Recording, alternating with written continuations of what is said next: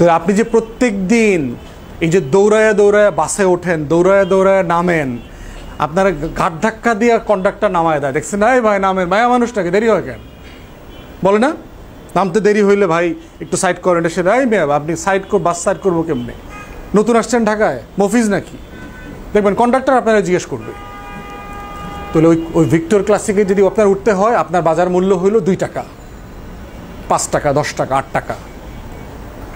তাহলে রাষ্ট্রে আপনার বাজার মূল্য কত সেটা আপনি নাগরিক না হওয়া পর্যন্ত বুঝবেন না যে আপনার নাম, কারণ আপনি এখানে কোনো কিছু মালিকানা নাই আপনার, আপনি থাকেন ভাসমান। মানুষ ভাসমান থাকে না, রাস্তায় যারা ঘুমায় রাতের বেলা দেখছেন না, কোনোদিন পলওয়েল মার্কেটের সামনে ঘুমায়, কোনোদিন নিউ মার্কেটের সামনে গিয়ে ঘুমায়, কোনোদিন মালিবাগ মোড়ে গাঁজা খায়, ওখানে গাঁজা খাইতে খাইতে ঘুমায় গেছে, ভাসমান। তাহলে রাষ্ট্র রাজনীতির জায়গা থেকে আমাদের বিষয়টা বুঝতে হবে যে আমার আপনার এই রাষ্ট্রের পরিচয়টা কি, যে আমরা কেন এই দেশে বাস করি, এই রাষ্ট্রে আমার কেনা বেচা, আমার লেনদেনটা কি। আপনি কি এই রাষ্ট্রের বাসিন্দা, মশা মাছি পশু পাখির মতো বাঁচেন, না আপনি নাগরিকের মতো বাঁচেন? নাগরিক যিনি, তিনি হলো দায়বোধ করেন প্রত্যেকটা অন্যায়ের, এবং ওই দায়ের জন্য দায়টাকে তিনি সামাল দিতে চান, দায়ের বিরুদ্ধে কথা বলতে চান, প্রতিবাদ করতে চান, রুখে দিতে চান। এই রুখে দেওয়ার চেতনাটা হচ্ছে রাজনীতি, যে আপনি আপনার জায়গা থেকে করেন। এটা একটা পরিবেশবাদী সংগঠন যেগুলি করে তিনিও করছেন, কোনো না কোনো ফর্মে করছেন। এই জন্য রাজনৈতিক হয়ে ওঠা প্রত্যেক নাগরিকের জন্য জরুরি। যদি আপনি রাজনৈতিক না হয়ে ওঠেন তাহলে দেখবেন ওই রাষ্ট্র আপনাকে 2 টাকার দাম দেবে না। আমার মনে আছে যে ইংল্যান্ডে একবার রোড অ্যাক্সিডেন্টে আপনার 6 জন মানুষ মারা গেল। আপনার পরের দিন যোগাযোগ মন্ত্রী রিজাইন করছেন, প্রধানমন্ত্রী জাতির কাছে ক্ষমা চাইছেন। আমরা জাপানে দেখলাম আপনার একটা কোম্পানি ওই বছর কত কোটি টাকা যেন লস করছে, অথবা কত হাজার কোটি টাকা লস করছে।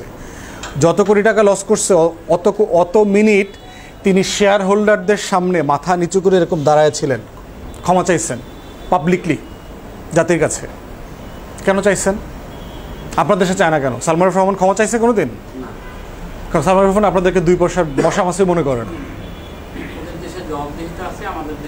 নাই, জবাবদিহিতা কে না, আপনি চান নাই তো, ওইটাই তো, জবাবদিহিতা আসবে কোত্থেকে? কেউ যদি জবাব না চায়, দিহিতা তৈরি হবে কোত্থেকে?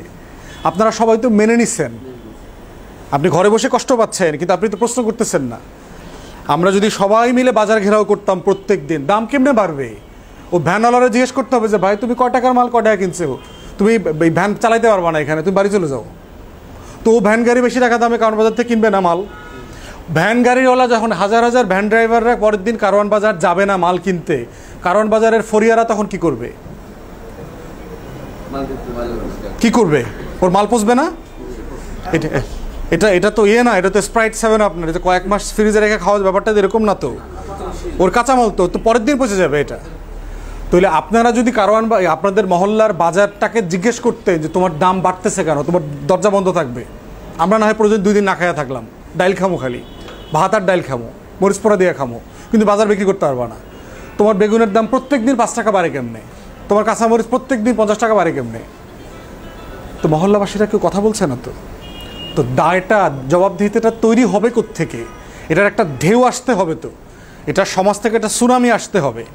সুনামি আসলে পরেই না আপনার মালিকরা ভয় পাবে। তেল বাড়তেছে, আপনি তেল খাওয়া বন্ধ করে দেন না, 2 সপ্তাহ দেখেন তেলের অবস্থা কি হয়। পেঁয়াজ খাওয়া বন্ধ করে দেন না, মানুষ মারা যাবে কিনা? ধরেন আমরা যদি পেঁয়াজ 1-2 মাস না খাই, মারা যাবো কিনা? কি মনে করেন? প্রয়োজনীয় জিনিস পেঁয়াজ না খাইলে কি আমরা কেউ মরবো কিনা? প্রয়োজনীয় জিনিস কোনটা? যে জিনিসটা না খাইলে আমরা মরে যাব, এটা হলো প্রয়োজনীয় জিনিস। লবণ, চিনি, তেল, এর কোনোটা প্রয়োজনীয় জিনিস না। তো বয়কট করছেন না কেন? মানে আপনি একটা বাজে জিনিস খাইতেছেন। তেল একটা খারাপ জিনিস না? আমাদের শরীরে তেল আলাদাভাবে খাবার কোনো প্রয়োজনীয়তা নাই। একটা বাজে জিনিস, একটা বিষ খাচ্ছি আমরা প্রত্যেক দিন, অধিকাংশ স্পাইস, চিনি একটা অপ্রয়োজনীয় জিনিস না? মানুষের শরীরে আলাদা করে চিনি খাবার কোনো প্রয়োজন নাই। আমরা যারা কার্বোহাইড্রেট খাই, ভাত, রুটি, হাবিজাবি, এটার একটা অংশ সুগারে পরিণত হয়। তাহলে আপনি এটা খাচ্ছেন কেন? বয়কট করেন, খাওয়ার দরকার নাই। টমেটোর দাম বেড়ে গেছে, আপনি খায়েন না 2 সপ্তাহ টমেটো, দেখেন টমেটোর অবস্থা কি হয়।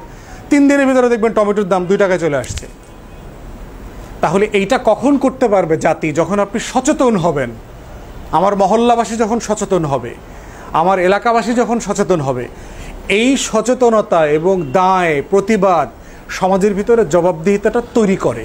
ভাই যেটা বলছেন, এই জবাবদিহিতার একটা চক্র আছে, সাইকেল আছে, এটা একটা শক্তি আকারে, সুনামি আকারে পুশ করতে হবে, যে বাকিরা বোধ করতে হবে যে না, আমি যে দাম বাড়ায় দিচ্ছি, আমার কাছ থেকে তো মাল কিনবে না কদিন পরে।